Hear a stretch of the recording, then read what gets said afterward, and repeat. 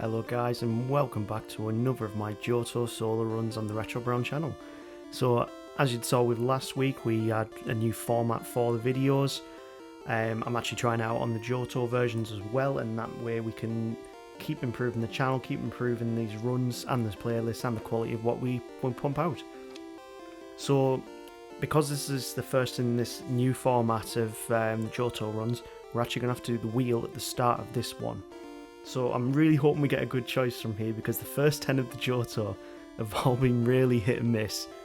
It seems from Gen 2, Fire-type Pokemon do alright, and as long as you've got speed, you can get a good run out of it. But this is very hard in Gen 2, considering how slow the majority of the Pokemon are. I have no idea what Game Freak were thinking when they made Gen 2 Pokemon, but it seems that they made them really, really slow. But what can we do but try them all out, and we'll see where we get to. So let's have a first spin of the wheel and see what we get. So first up we have Phanpy. Hey, you know what? A little bit of a favourite of mine. I do love the Phanpy and Donphan line, not for typings and such, but more just for how they look. Second up we've got Meganium. I am not prepared to do a Meganium run today, guys. Let's see what we get third. Umbreon! Yay, we've got our first evolution. We haven't even done one on the Kanto runs yet so far. Okay, we're going with Umbreon. Let's see how this evolution does. So let's have a quick chat about Umbreon as itself. It's got a base stat total of 525, which is really good. Annoyingly, as I said earlier, Johto Pokemon are very, very slow. And that is also prevalent with Umbreon here, as it's only got 65 base speed. But the best thing about Umbreon is it is an absolute tank. Now in Gen 2 we've got the special attack and defense split. You can see how defensively bulky it is. We've got 110 defense, 130 special defense, which is insane. So because we've got lower defense, I'm actually thinking if we go with Totodile as the rival's Pokemon, we might get a harder time. And we're gonna go for this run and call Umbreon. Let's call him Umbri, and we'll move on with the run. I was gonna call it Umbro, but copyright and such. So let's move on and let's see how we actually do. With it being a defensive tank, though, there's a big problem that comes with that. Its stats are balanced so that it's actually offensively really annoying. I'll be honest. It's going to be very offensively annoying, and that becomes very prevalent in this very first battle against the rival. So we do start off with Tackle and Tail Whip, and Tail Whip is great that we start off with because our attack is so bad. We're going to have to use a few Tail Whips to start off with, and then Tackle is going to do a bit more. We've used 3 Tail Whips there and we're still not even doing half HP, so that gives you an idea of how bad that attack stat really is in comparison. But because the Totodile, because the Totodile only does attacks us a few times, because our defenses are so high, we can actually get through quite relatively easily. We can move on to Violet City and we can go against one of the trainer in Falconer's Gym that always seems to trip me up recently, and that is the Spearow trainer. So at level 8 we actually get Sand Attack, and if you love Gen 1, Sand Attack is a horrible move to be hit by. In Gen 2 they kind of fixed the accuracy drops a bit, so it's not as overpowered to use as it was in the previous gen. That being said, it is still actually a really good move, and really good to have this early on. So once we've set up a few Tail Whips, we can use Tackle twice and take him out and get past the Spearow trainer in one try. So that makes me confident about Falconer himself. So he's got 2 Pokemon, Pidgey and a Pidgeotto, an illegal level 9 Pidgeotto unless you go...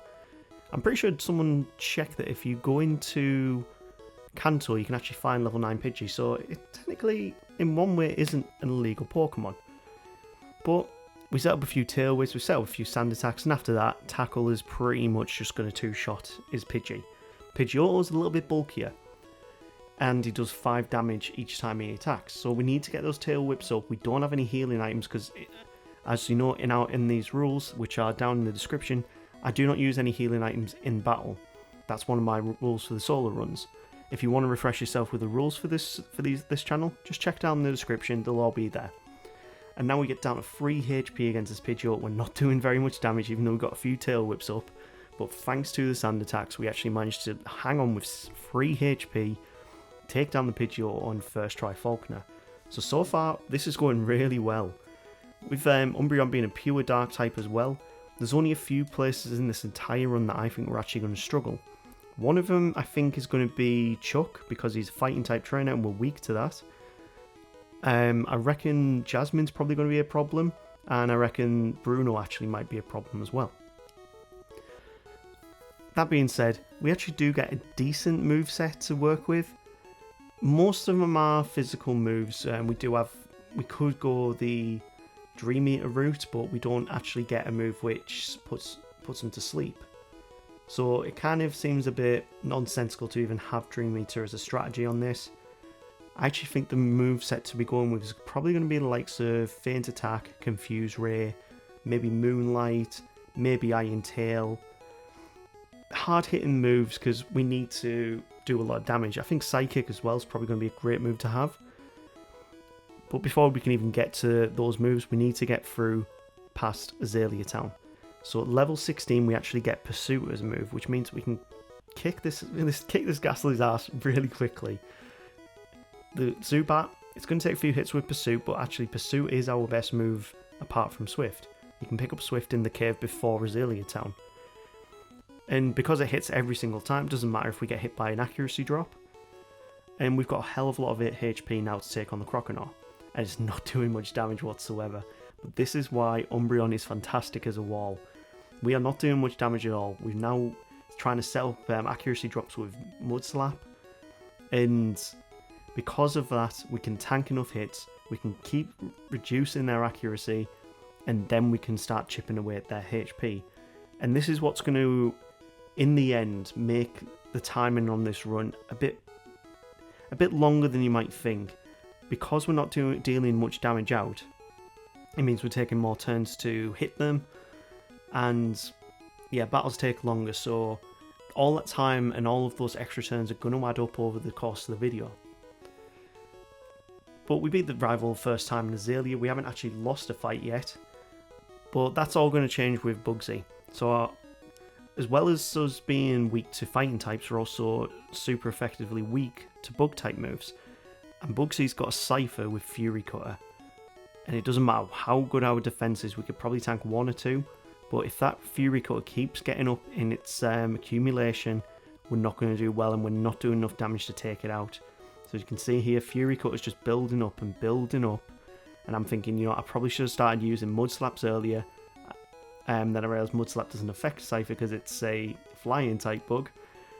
So we're going to have to try that again. That's our first loss of the run. The Metapod and the Kakuna are not going to be a problem whatsoever. Yes, they can use Tackle, yes, they can slow you down, but they're not going to be too much of a problem whatsoever. Because Pursuit is a special attack, all Dark type moves in Gen 2 are special, it can ignore any of their defense increases. So what we actually should have been doing the last time round was, as soon as that Cypher comes out, we need to be using Sand Attack. Because if he misses the Fury Cutter, then it has to restart from the beginning. Just as it does there, and now we can start hitting it. And he's missing all of his Fury Cutters because his accuracy has been lowered. And we can kind of take our time here, but because we only had 9 HP, I just want to take him out as quick as possible. We beat Bugsy on the second try, and we can move on to Whitney. And Whitney, her Miltank is going to be kind of scary. It's the same as Bugsy with Fury Cutter. It's going to have Rollout, which is an accumulative move. Our defense is not as good as our special defense, so we're going to have to level up a little bit just to do this battle. And level 20 was the level that actually became possible at. We got to hope the Clefairy doesn't do too many hits on us with Metronome or Double Slap. We need to take it out as quick as possible, get as much HP left on the Umbreon as much as possible, and move on to the Miltank. So just like as I learned with Bugsy, we need to make sure that we're lowering the accuracy for the rollout. And it was around about 2 or 3 before it stopped hitting us. And of course we get very low on our HP, we're on 23 here, one more rollout will take us out. And this attempt was, again, a loss. So that's 2 losses in 3 gym leaders, which doesn't sound great at all. But it gets better as the run goes on, I'll promise you that. this attempt here, it was honestly no difference in the strategy. You can use this strategy to get past Whitney quite easily. It's probably around about three out of 4 times you can beat her with this strategy. I did change to using Mud Slap here because you're just taking that chip damage off her, and when it actually comes for your turn to start attacking her, that extra chip damage is just going to help you take less turns to take her out. Annoyingly, we get hit by Stomp. She realizes her accuracy is really low, so she is changing to Stomp. And because the accuracy now is so low, we're on 5 HP. We got very unlucky we got hit there. But from now, all of the moves stop hitting us. She keeps missing. And we can start using Swift or Pursuit to start taking out the Miltank. And that was at level 23, unfortunately. We did have to go up a few more levels. But sometimes you just have to do that with these runs. Whitney turns us away. We go back to get the badge after she's had a little bit of a bitch cry. And we can move on. So, next gym leader is going to be extremely easy. We've got super effective moves to use against him. These ghost type Pokemon are very weak to dark, even though he is supposed to be the dark type gym leader, but in fact he's really the ghost type gym leader. Pretty much Pursuit is going to one-shot most of his Pokemon. It's going to take down the Ghastly, it's going to take down the Haunter in 2. We've been mean lucked, which is the best thing that could have happened there. If we had been cursed, then we would probably be struggling a little bit, but I don't think Curse can hit ghost type, dark type Pokemon. I want to conserve a little bit of PP for Pursuits because I've only got 5 left, but using one Mud Slap at the start means that they've got lower accuracy into their second attack, which if we need it will probably give us a little bit of insurance. But even the Gengar, it's going to go down with 2 hits. Shadow Ball doesn't do very much even though it gets a special defense drop, and we've been Morty first time. So that's 2 out of the 4 gym leaders we've beaten first time, but that's all going to start going a little bit downhill for the next 2. The reason why I'm showing these 2 trainers here in the what's his name? Chuck's gym. Yeah, in Cyanwood's gym. Because we're a dark type Pokemon, we are weak to fighting type moves. And they hit hard. They really do hit hard. If we didn't have as good of defense as we did, we probably wouldn't be able to survive this. But a few Shadow Balls takes down the Hitmonlee. But the problem with this is, as soon as you come out of that battle, the other trainer immediately sees you and you have to go straight into another battle. So the Umbreon, it's at 32 HP and we have got Confuse Ray now.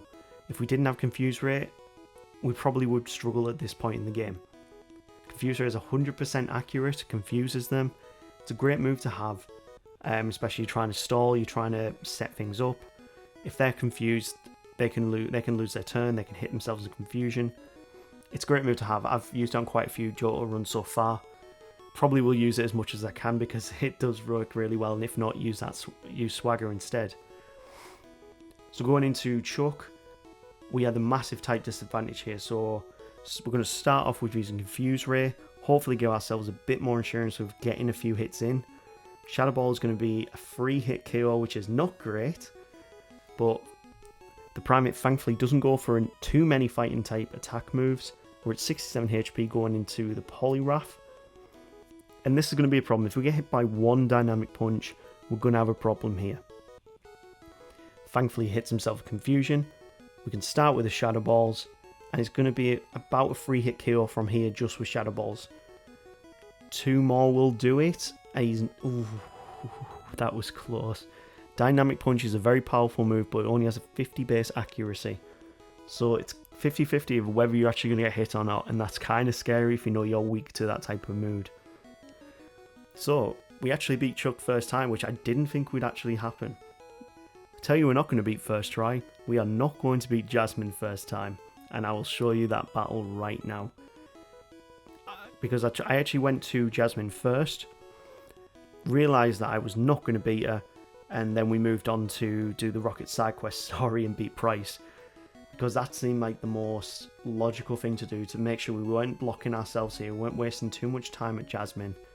But the problem with her Magnemites is that they are so fixated on paralysing you, on confusing you, all before you even get to that Steelix, who is ridiculously bulky, and we don't have the greatest moves to take him out. So the way to get past the Magnemites, you've got to confuse them. You've got to confuse them. Shadow Ball doesn't hit them because they are Steel type and it's a Ghost type move. But you can take them down relatively easily as long as you can keep them confused. Annoyingly, if they do get Supersonic and they paralyze you, then they just start spamming Thunderbolt. Which, even though we've got great special defense, if that's chipping away at you and you've still got Steelix up next, it's not a great matchup whatsoever. Thankfully, they have Supersonic and not Confuse Ray, otherwise their Confuse Ray, we would be really screwed in this battle in a lot of runs, not just this Umbreon run. But we thankfully get a few sand attacks off and we can start using Swift. Even if they reduced our accuracy down, beauty of Swift at this, still keeping Swift over the likes of Headbutt, is the fact that it's always going to hit him. We can always do some damage every turn as long as we're not confused ourselves. And this battle just takes ages. This is where I mean like that end time is going to just creep up because we're using so many moves in a battle. And then the Steelix comes out, and the worst thing about it is that Iron Tail does massive damage. It's a 100 power move, it's 75% accuracy. So looking at that, I was like, there's no way we can do it at the level we're at or with the moveset we've got. We need to move on, we need to find different moves, we need to get a few more levels up. So we move on to do the Rocket side quest, and the admins aren't really much of a problem. If you're familiar with Gen 2 and the Rocket side quest, there's a big level curve around this time of the game. Most of these trainers are all around like the early 20s to mid 20s and the Pokemon's level, whereas if you're there on your own, your Pokemon are probably around about that 30 mark, or at least 30 to 40 mark on a solo run. If you were just doing your Pokemon on their own, then they might be around about that level, but after that 7th gym badge, you then got to jump up to the level 40s when you're going against Claire. So there's a big level curve there, and that makes this section of the game so infamous with people griping about it in a sense. But now we've done the Rocket side quest in Mahogany Town, we can go against Price. Now Price is actually weaker than both Chuck and Jasmine, which is crazy since he's the 7th gym leader. But we're level 39 now, we've got a hell of a lot of levels up from the Rocket side quest. And his Dugong's not going to be much of a problem. Our special defense is fantastic, our defense is fantastic as well. It's just the fact that our attack and special attack are so low that it takes a lot of time in these battles to get through them. Umbreon is known as the EV wall, and that's a problem on a solo run where you're trying to get the best time. And I think the Espeon probably will be quicker than it. I haven't done any of the evolutions in Gen 1 yet, so I need to wait for them to come up on the wheel before I can actually do those runs. But this is technically the very first evolution run we've done on this channel. Only thing we can do left now, we've beaten Price, we have to go back and we have to beat Jasmine. We're level 39 at this point, and I'm still not sure that we're actually going to be able to do this. It was in this battle I realised the Shadow Ball actually does hit the Magnemites. I thought that with it being Ghost it wouldn't hit them. So a Ghost type move, they wouldn't hit Steel. Should really remember the type chart. I've also picked up Return on the way, so we've got a much better attacking move to be using. Confusing the Magnemites is the same strategy as before. Then we go into the Shadow Ball.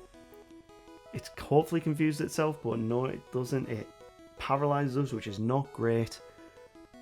But if it hits itself confusion one more time, we've got through to the Steelix without losing any HP. And that puts us in the best position to go against it. From here, we want to make sure we confuse it. Iron Tail also does lower your defense if it does hit. Annoyingly, it hits twice in a row. So we need it to hit itself, and we need to hit our Shadow Balls. Shadow Ball does not do much at all. And yeah, we're starting to lose a lot of HP here. And we lose this attempt. So what level did we have to beat Jasmine? Kind of annoying, but it had to be, well, level 39. I actually decided it was going to be, it was still possible, so I wanted to keep going with it. This did take more attempts than I'm comfortable sharing, but I was determined to do it under level 40.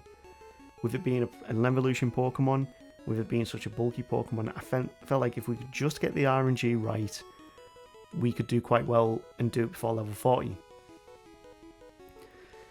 Annoyingly, with getting hit by Supersonic, we do hit ourselves, but for some reason, Thunder Wave doesn't hit us, and we got through to the Steelix without being paralysed, which is going to be a massive boon that we're not weighted down with.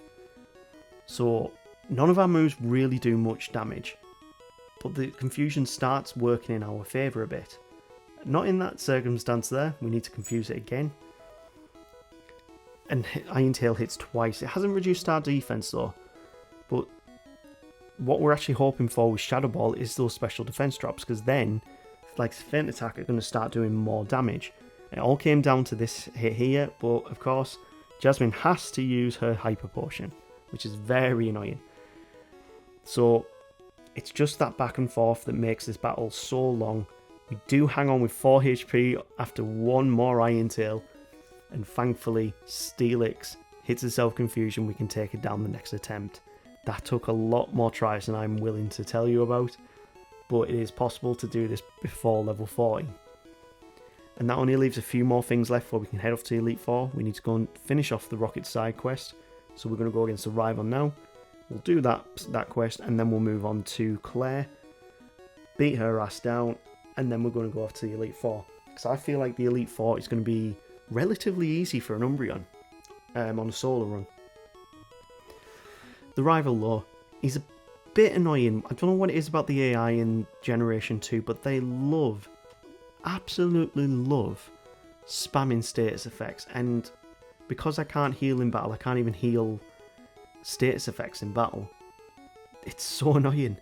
These Gen 2 runs are honestly less enjoyable than Gen 1 runs, but it depends on which Pokemon comes up. Like, there's a few coming up in the next few weeks in Gen 2 where honestly they were very enjoyable runs to do. And there've been a few really surprising ones in this first 10, like the Magby run, fantastic run. I really enjoyed that. The Sneasel run, so fun to use.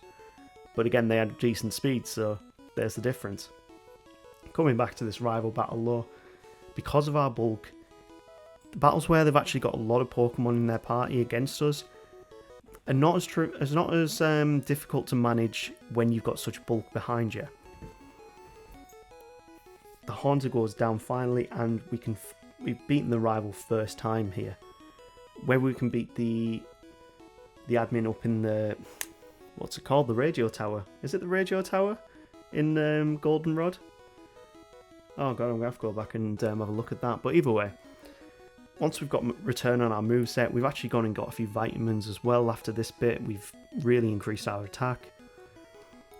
Our defense is naturally always going to be bulky, so it's worth putting your vitamins into the likes of attack and special attack. And even though we're paralysed, this Houndoom's not going to be a problem whatsoever. The most annoying thing is we keep getting paralysed. Again, this is something I've noticed in Gen 2 while I've been playing it quite a lot. Whatever status effect you've got, it seems that it's more likely to actually take effect. So if you're paralysed, it seems in this generation you get paralysed a lot more than in the likes of Gen 1. Gen 1 seems to be a bit kinder. But once we've beaten that Rocket, we can move on to Claire. And we've had to level up to 48 from all of that training we've been doing here, and all the trainers that we've missed, because I reckon 48 is going to be a nice number to be able to go against it with. Annoyingly, we get paralysed. Again, it's these status effects in Gen 2 that really are detrimental to you.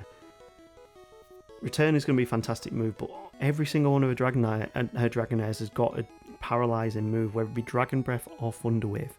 It becomes so annoying. And as long as you can hit, it's fine. But if you are paralysed, which in some runs I've actually been paralysed about 5 turns in a row, which is so annoying. We can actually get past her quite easily. We're not going to be able to do it on this attempt because here we go, all those paralysis, and Return just doesn't do much damage. Even when she has to recharge, we get paralysed, and yeah, it was very unlucky on this one. All these battles are so much easier when you don't get a status effect put onto you. So we need to make sure the Dragonairs get confused, and from there use Return to take them out. Annoyingly, we get Thunder Waved again. I hate paralysis effects in this generation. Oh. But we don't take too much damage, which is good. Dragon Breath's not going to take too much damage off us as well. And if we're already paralysed, we might as well just go for it. Just use Return. Let's get past these Dragonairs. Let's get to the Kingdra with as much HP as possible. And we need to keep at least 1 or 2 returns to be able to take out the Kingdra itself. We're at half HP now. And we've got 71 HP to try and take out this Kingdra, which might be enough. It does have Hyper Beam, and it will spam that if it thinks it can take you out in a few hits. So we're going to go for Confuse Ray. It does use Hyper Beam, which is annoying, but I'm going to go for Feint Attack, and because that is it's like the special Swift move. It'll always hit. And considering Kingdra's special defense was a little bit low, it made more sense to use Feint Attack in this circumstance. But we beat Claire. We can move on to Victory Road. We can take on the rival, and then finally move on to the Elite Four. And we are. Even though we are taking a lot more turns in battle, our timing is looking really good. Not Sneasel good, but it is definitely looking really good.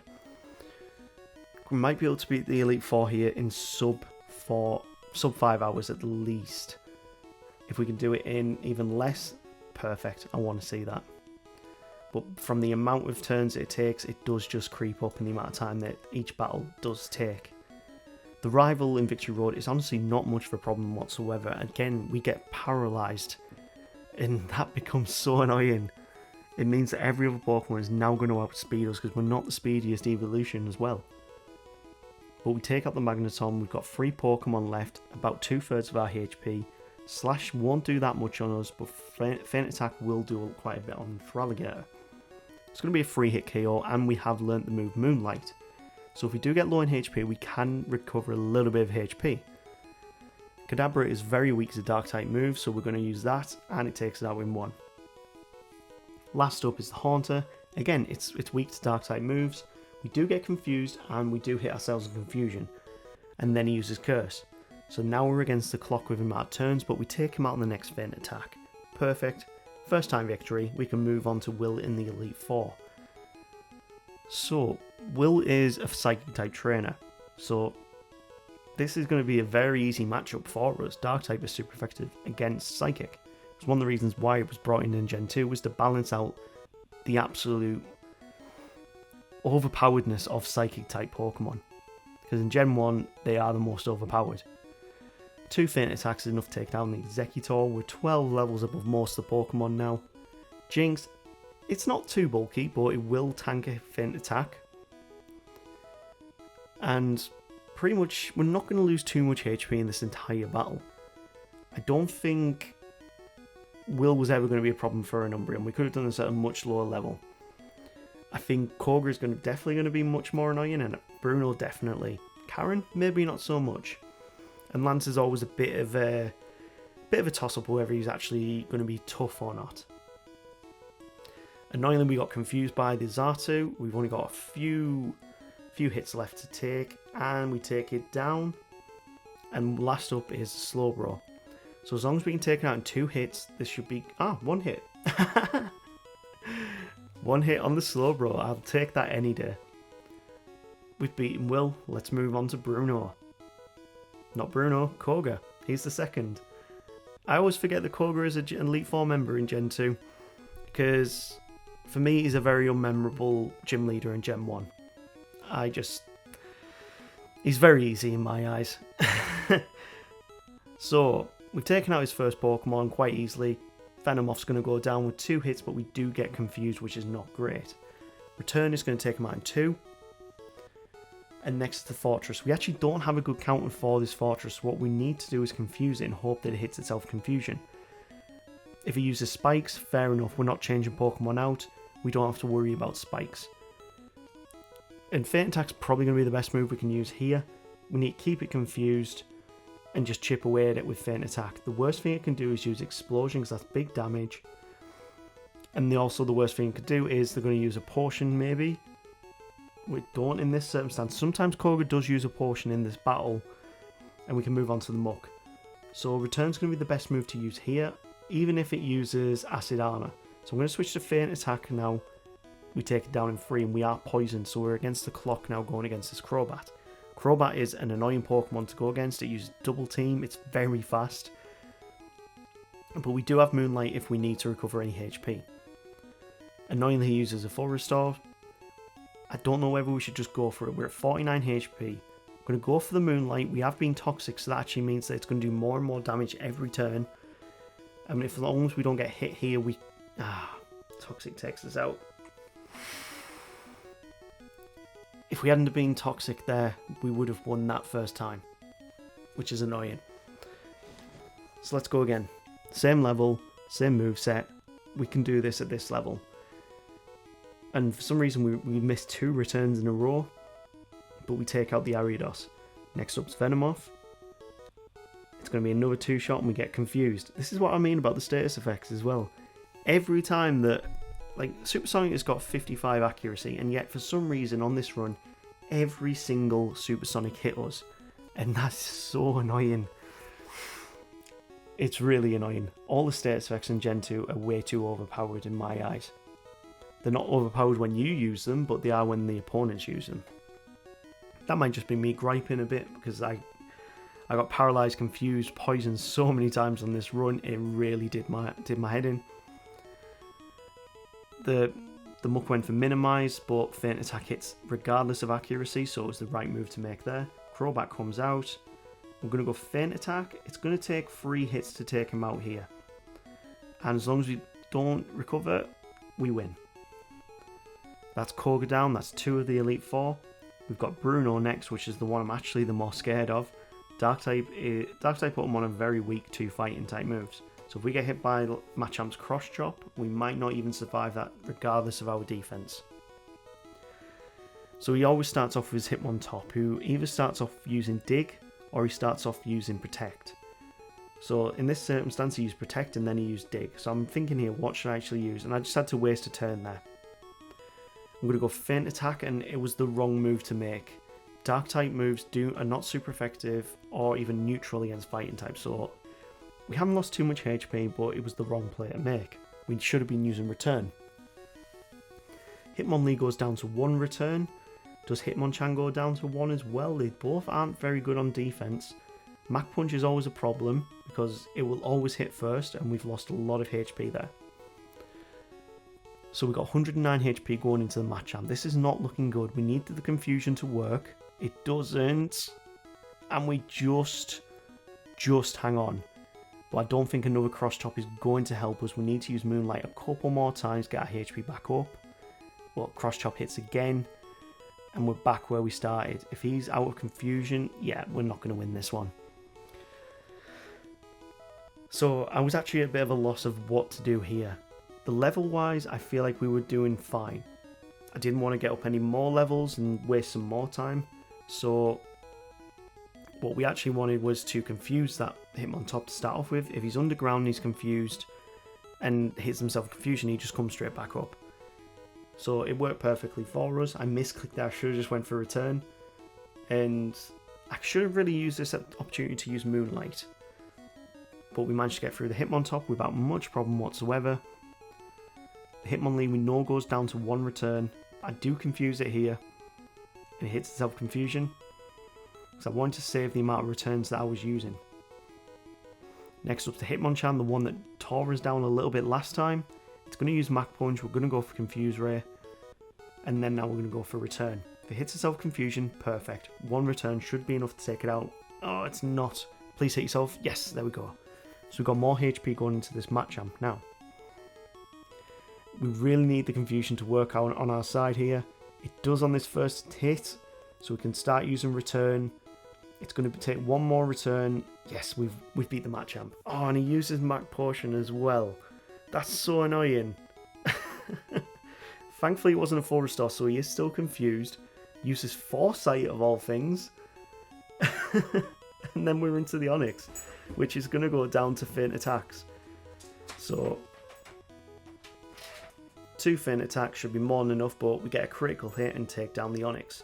So second try victory against Bruno, perfect. We're on to Karen, and I honestly have no predictions of how this one's going to go about. The moveset we've got is decent, but it's not super effective. Confuse Ray is our best play to be making, and annoying we do get hit by the Sand Attack. Return's going to take 3 hits to take down. This just shows how bulky Umbreon is. And he does get 1 feint attack in. So that's 1 Pokemon down. We've not lost much HP. We're on to the Vileplume. Confuse Ray. Always Confuse Ray to start off with. It gives us a little bit of an edge. And then we're going to go for feint attack. It hits itself Confusion again. So 1 more feint attack will take it out. And now is the Murkrow. Murkrow is very defensively weak. I'm actually interested to do a Murkrow run because genuinely I've never used a Murkrow before. Because you get it in the post game of Gen 2, I never bothered to get it. Genuinely never bothered to get it. Same with Houndoom, Houndour, never bothered to get them because they were always in the post game and I'd already built my team by that point. So there's a lot of Gen 2 Pokemon I've never actually used before. I've used Umbreon before because it was Pokemon Colosseum Pokemon that you get right at the start. Same with Espeon, so I'm quite familiar with them. But there's definitely a few Pokemon coming up in these runs that I have genuinely never used before. So yeah, next up is the Houndoom. Moonlight, we just kind of keep our HP high, hope for him to use, well, get hit by Confusion a bit more. We can take him out and move on to the Gengar, which should be an easy win using feint attack. Does use Spite, which isn't the worst thing in the world, it's probably the best move it could have made there. If it had used Curse, we'd have won without losing an extra turn. But we've beaten Karen first try and we can move on to Lance. Now Lance is going to be a challenge. We have no super effective moves and we need to be able to tank enough to get through this battle. So, Confuse Ray is going to it's going to confuse that Gyarados. I can't get my words out today. And thankfully he doesn't even hit us, so we get past the Gyarados without losing any HP. Next up is going to be the Dragonite, level 47 one. Is this the one that has Thunder or Blizzard? It's the Thunder Waving one. Great, we're paralysed. It uses Hyper Beam, we use Return. It's doing around about the same damage, so to be fair, we probably should have just went for Return to start off with. Gets a second Hyper Beam in, and we're paralysed. And we've still got 4 Pokemon to go with half HP. We do have Moonlight, but Blizzard hits, we're paralysed, Hyper Beam hits, and we've got to make sure Moonlight hits here. Okay, we've got 76 HP, we flinch, we use Moonlight, and we've only got 1 Moonlight left. Okay, we've got to go for it now, guys. Return, it's going to take 1 more turn after this, and that's 2 Dragonites down. We've got 80 HP and 3 Pokemon to take out. This is not looking good. Aerodactyl is very powerful, and if we can take it out with we won't be able to take it out with 2 hits, and we got paralysed. This is not looking good at all. This is not looking good at all. We can't even take it out. Oh, it takes itself out. Charizard and a Dragonite on 26 HP while we're paralysed. Yeah, this isn't going our way. Let's try that again. And unfortunately, we're actually not going to see the winning fight against Lance. So, annoyingly, OBS decided it was going to take a shit on us. And as you can see here, my footage stops. It's just stuck here. OBS crashed on me and I lost the Lance footage. And because it's so far into the game, it took us so long to get there, I couldn't be bothered re-recording all the way up to just for that Lance fight. So what I will tell you though is, we managed to beat the Elite Four at level 57 at 4 hours and 48 in-game minutes. That's how Umbreon managed to beat the Elite Four. Once we've beaten the Elite Four though, I always like to go and do Kanto's region. I never show the gym leaders apart from Blue and Red, because they're the most challenging ones. So now we're against Blue here. We don't have the greatest type matchup against him, but because of our bulk, we can get past a lot of his Pokemon. Confuse Ray is going to really help us out, and we can pretty much quite easily get through his team. Gyarados last time was the one where OBS quit on us. This time it doesn't. We actually do have the footage here, and I really wish we had that footage for the Lance fight, but unfortunately it is completely lost. And I've got other runs that I want to do. I can't bother to go back and re-record that bit, but that 4 hours and 48 minutes is the time we did it at level 57. That is how Umbreon beat the Elite Four. Lower level than Sneasel, but the time was an hour worse. Sneasel finished the game at 3 hours 46 at level 59. So yeah, right at this moment, Umbreon is the lowest level Pokemon alongside Mantine to beat the Elite Four at level 57. It beat Mantine's time by 2 minutes. So we can see how the rest of this run's going to go. We got into a bit of a damage war with the Arcanine here. Thankfully it hit itself Confusion. We can then use Moonlight to get a bit of HP back. Flamethrower does big damage, but while it's confused, it's hitting itself in Confusion. Not those last 2 turns. We can use our last Moonlight and we have to go for it now. So, annoyingly, he's going to use his full restore. I kind of anticipated that. That's why I used all my Moonlights there. But we need to hit him 3 times with Return to be able to take him out and have enough HP for the last Pokemon. So, last 2 Pokemon, we got Executor, who was going to go down quite easily to Feint Attacks. It's going to take 2 Feint Attacks because it's used Solar Beam. It doesn't do any damage to us. And last up is Alakazam, which of course is weak to Feint Attacks. We could have gone for Return because Alakazam does have really bad defenses. But it goes for Reflect. We take it down first trajectory against Blue, which is really good. We don't actually have many runs where we beat Blue first time. That's going to be a different story with Red though. Red is always an annoying trainer to go against. So by the time we've got to Mount Mortar, we are level 74 and we changed up our moveset a little bit. So we have Return, we have Rest, we have Curse, and we have Confuse Ray. So the strategy here is to make sure that Pikachu continues hitting itself with Confusion while we set up a couple of curses. And then when the Snorlax comes out, we can confuse it, do the same to get up our curse's attack and defense as high as possible, and then we should be able to one-shot with Return on every single Pokemon. Our defenses are that good, especially with our special defense, that it means that we're not really going to take too much damage either way. What we don't want to happen is critical hits, and we don't want to get paralyzed. So that's why we have Rest. Rest will cure paralysis, it'll cure poisons, whatever it is. It'll just take a few turns where you have to take a bit of damage, and then you can wake up and hit the Pokemon. So as you can see here, we've maxed out Curse. Return is now going to one-shot that Snorlax, which is great considering our attack is so low. Venusaur, because our speed's been lowered massively because of Curse, he's going to set up a Sunny Day, and that does not make us look good for the Charizard. If he uses his Flamethrower on us, which he will, it's going to do big damage regardless of our special defense. But we can tank it, we can use Return, we can take him out. So the sun is still up, so that means Blastoise's moves are not going to do very much damage. It does use Blizzard, which is annoying, but the very last Pokemon after this Blastoise we are super effective against, and that is Espeon. So what I'm going to do here, I'm going to rest up. I want to be on full HP to finish this fight. And we don't actually have Feint Attack now, but that's not a problem whatsoever. Our Curse is up, our speed is low, we're at high HP, one Return is going to be more than enough to take out this Espeon. Or so I thought, it actually tanked it. It actually tanked a max power cursed Return, which was crazy. But we beat Red at level 75. And that's the end of the run. Umbreon performed fantastically. It's just annoying that in Gen 2 they have so many slow Pokemon. Status effects really are detrimental. But we did manage to complete the game with an Umbreon at quite one of the lowest levels that we have managed to so far. In fact, level 75 is tied with Sneasel, which is our best run so far.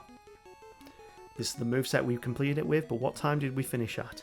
So let's have a look. We finished the game in 6 hours and 6 in-game minutes, which is a lot worse than Sneasel. Sneasel finished the game beating Red at 4 hours 56 in-game minutes. So there's a big difference in the amount of time that it took to do it, and that comes down to the speed.